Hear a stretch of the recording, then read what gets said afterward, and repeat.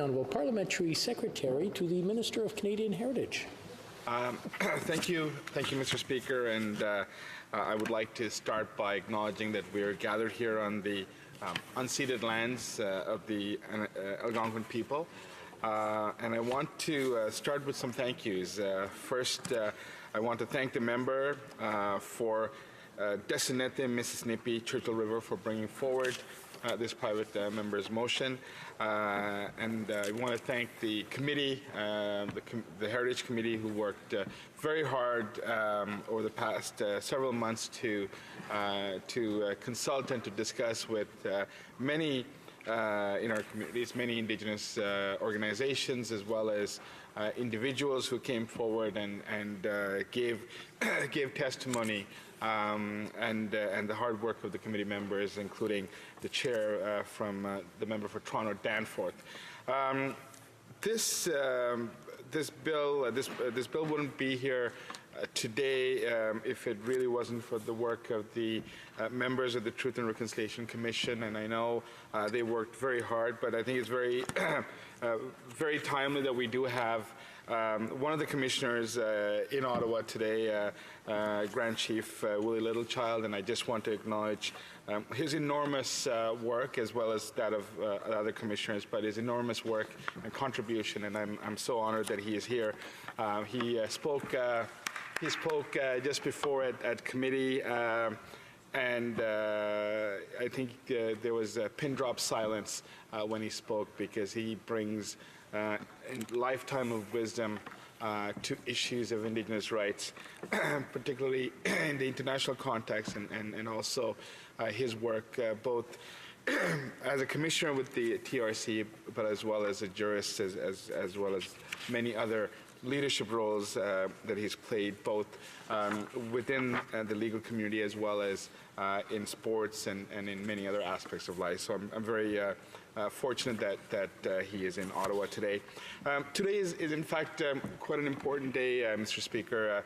Earlier today, our Minister for Indigenous Services tabled legislation C-92 on the child welfare issues of Indigenous peoples, and I believe it is a transformational piece of legislation, one that in many ways responds to many of the issues that have been faced both within the communities, as well as with the response from many of the complaints to the Canadian Human Rights Commission. So I think it's a very important step forward by our government, as is the Indigenous Languages legislation, which is introduced by Minister of Heritage, Canadian Heritage, several weeks ago, and which in fact has completed committee study today, and hopefully in the next few weeks will advance to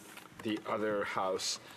So we're very excited to have both pieces of legislation moving along. These are all can be linked to individual calls to action of the Truth and Reconciliation Commission.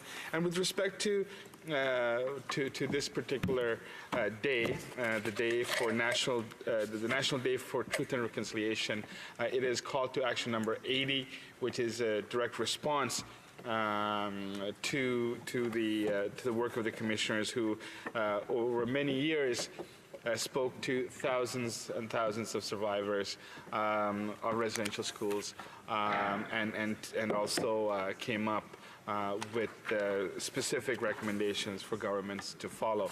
And this day, in fact, there's quite a bit of discussion, as the previous speaker said. Initially, June 21st was recommended as a day, as a celebratory day for Indigenous peoples.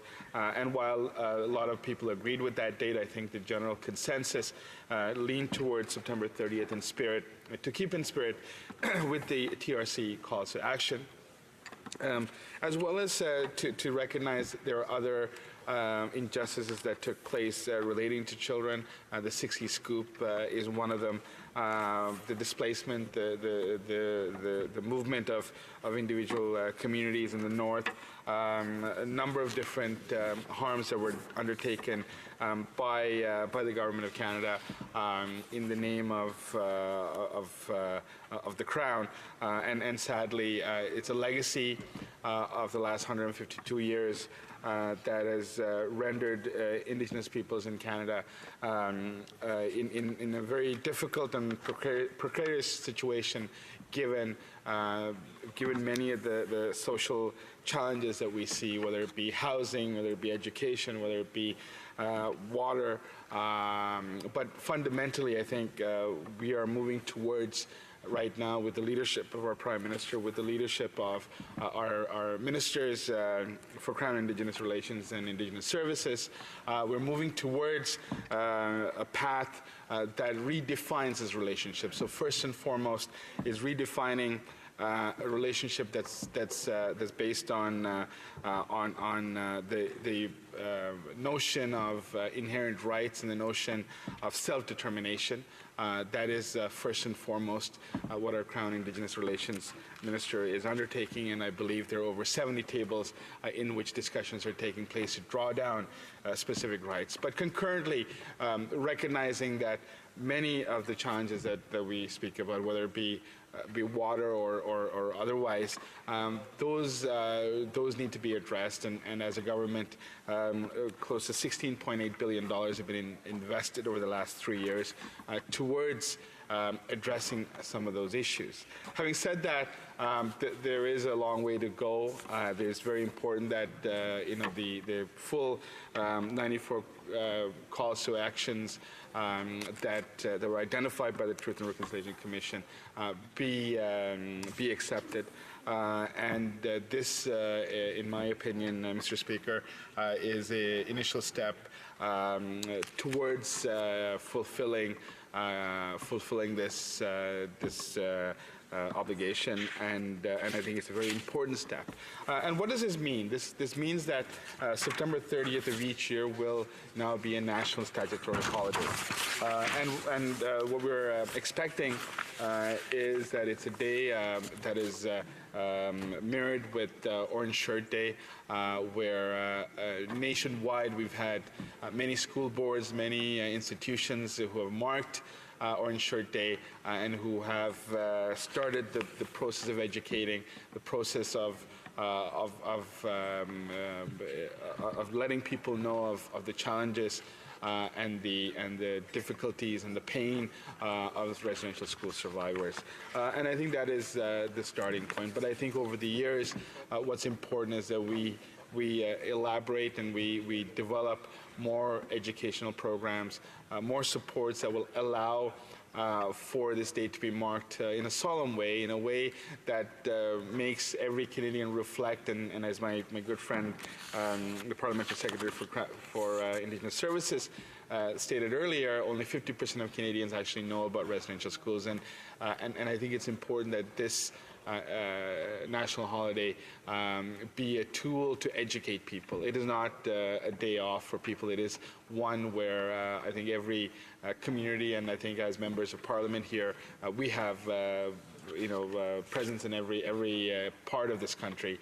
It's incumbent on us to also take the leadership and be able to put forward events and programs in our local communities that will mark this day and make sure that the spirit of the TRC recommendation, call to action 80, is adhered to.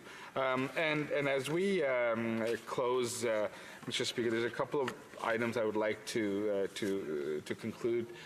First, I understand that a PMB for National Day for Truth and Reconciliation was brought forward by the member from Victoria, who sadly today announced that he's no longer will be seeking re-election. So I just I feel a need to acknowledge the work that he's done and his extraordinary leadership and friendship, and I think someone that who often is well regarded in this House. And I want to also once again thank all the witnesses that came forward, all the individuals and communities that came forward and basically supported this legislation. And as a government, we're very, very proud and very pleased to be able to support this and really commit to full implementation of all the 94 calls to action of the Truth and Reconciliation Commission. With that, Mr. Speaker, I'd like to conclude by once again thanking the member for Mississippi, for Desinete, Mississippi, Churchill River for bringing this forward, and thank you for this opportunity.